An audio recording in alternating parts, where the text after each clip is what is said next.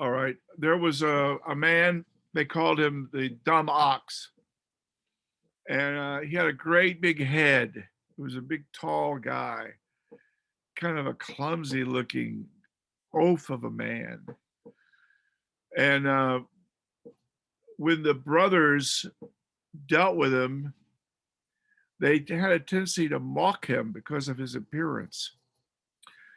And one day, a buck private type brother showed up and was walking down the hall. He had something he had to do, and he said, "Hey, you come with me because I got to do a delivery, and you're a big guy. You can carry the things." And so this docile, big oaf of a guy went along and obeyed the man and didn't raise any objections. At the end of the day, this buck private brother finds out that the one he's been bossing around all day is actually Thomas Aquinas. Now, what you don't know about Thomas Aquinas is this. He would be writing, let's say, 5 books, and these books would become part of the great books of the Western world. If you're aware of the Encyclopedia Britannica, they have an edition that's been around. It comes from the University of Chicago, and it's called The Great Books of the Western World. They also have a Syntopicon where they go through and they categorize all the wisdom that's in these great books. And Thomas Aquinas's works, some of them are right there in the great books. But what you don't know about him is when he would write 5 books, he would write them simultaneously. He would have 5 amanuenses or secretaries, and he would stop this sentence and go to the next one, start a fresh sentence with where he had left off with that book, then go to the next one, start a fresh sentence with where he'd left off with that book, and then start a fresh sentence with where he'd left off with that book and go to the next one. So he had 5 books that he was writing simultaneously. Now that meant that his brain had to be able to hold his place in these 5 books and then continue writing. Now, a mind like this doesn't come along every day. But you see, his origin, the way he looked, and the way people perceived him, there had to be an education. Because when he gave his first paper in class, all of the students were mocking him and kind of hooting and carrying on. And when he got up and he actually read it, the teacher said, "This so-called dumb ox will make a sound that will be heard throughout the entire world." Now, why am I giving you something like this? Well, there was this Galilean carpenter who looked like a peasant, who called himself the Bar Enosh, making a reference to Daniel chapter 7, verses 13 to 14. A kind of cryptic self-identity.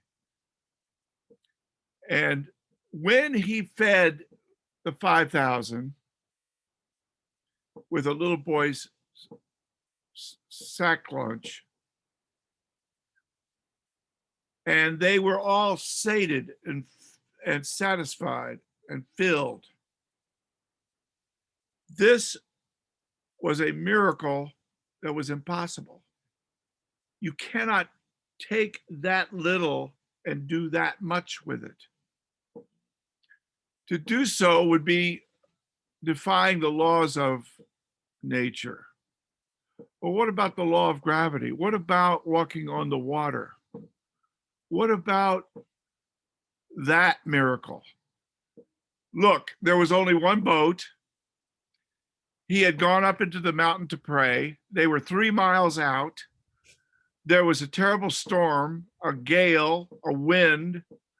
They were trying to paddle the oars. They were in danger of the boat capsizing. He could have lost his entire 12 disciples. Matthew was in the boat as an eyewitness. This required an emergency. And so he actually gives you, and so does Mark, because Mark's teaching is from the mouth of Peter, Kepha. He actually gives you the time. It was between 3 and 6 a.m. that they saw what they thought was a ghost. And what was he doing? He was walking on the water. You say, I don't believe that. Nobody can walk on the water. Well, then you don't believe that he was able to feed 5,000 people with a little boy's sack lunch. You don't believe that he could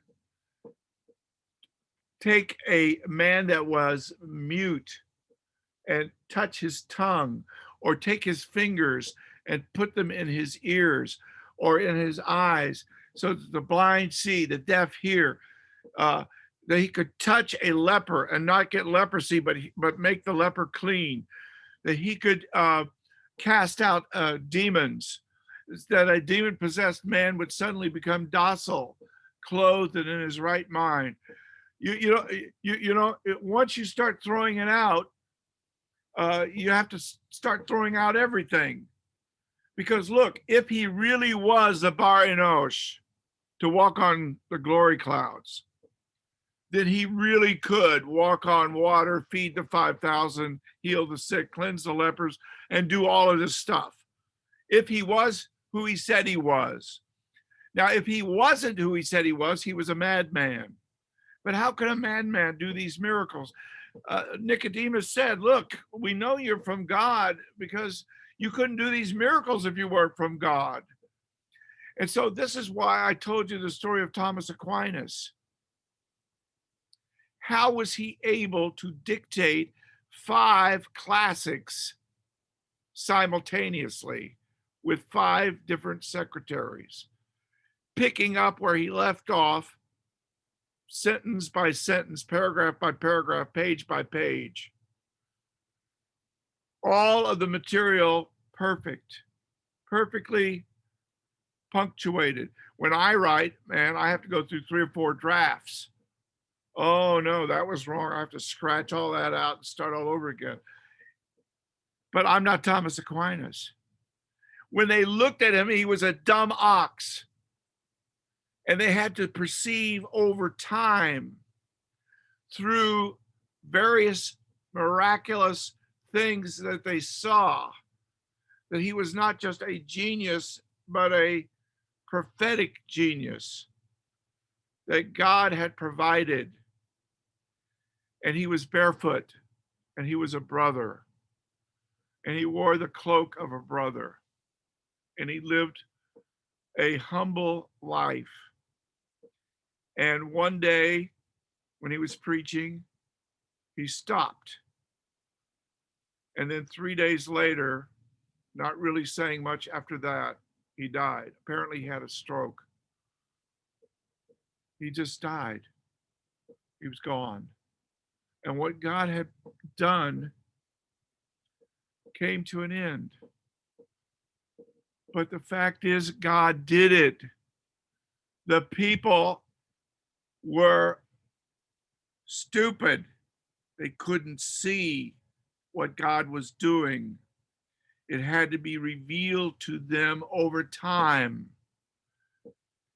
And even after he fed the 4,000 or the 5,000, they didn't really get it. They didn't understand who they were dealing with. And the rabbis, the scribes, the Sadducees, the Pharisees, they were nitpicking about, wait a minute, it's Shabbos. You're not going to heal this guy with the withered hand on Shabbos. And he said, is it permitted to do good or to do evil on Shabbos? Look, if you had a little sheep that fell into a ditch, are you telling me you wouldn't pull that animal out on Shabbos? Of course you would. But how much more valuable is a man than a sheep? And still they were looking at him stupidly, like the fellow brothers were looking at Thomas Aquinas stupidly, not seeing who he was. My friend, when are you going to repent of your stupidity and come to a saving knowledge of who he is? This, my friend, is the truth. The Bible. There is no book like it. How did Daniel see this? How did this come to pass in the womb of a virgin? How did this man, after 30 years of obscurity, appear suddenly at the Jordan River? And then, after dealing with the devil, began this 3.5-year ministry that would culminate in an empty tomb and appearances. My friend, there's a reason why the Bible is the most glorious book. Don't talk to me about any other book. Don't talk to me about the Hindus have a book or the Muslims have a book or this one has a book. There is no book in the world like the Bible. There is nobody in the world like Yeshua HaMashiach. Oh, what a glorious thing he is. Who can even describe him? Okay. And what a tragedy it's going to be that you don't know him, that you're looking at him like a beast. I was like a beast before you, Lord. I looked at you like a beast. I didn't comprehend who you were. Have mercy on me, a sinner, David said. And my friend, I'm giving you a little sermon here today about the Bar Enosh, the Mashiach ben David, the Zun von der Oibishter. And right here, where my fingers are, is the Orthodox Hasidic Yiddish Brit Hadashah. And I'm asking God that he would give me the strength to go one more time, make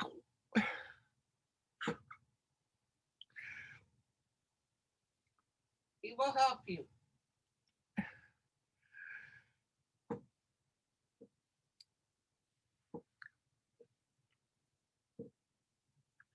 Lord, I pray right now that somebody would receive Yeshua HaMashiach,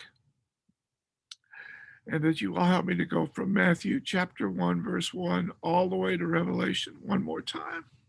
Yes. And to fix every spelling error. Yes.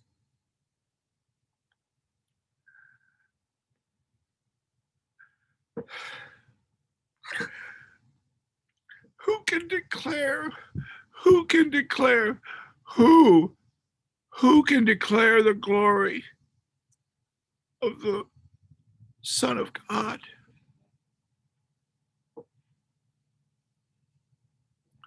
Who can declare the glory of the Son of God?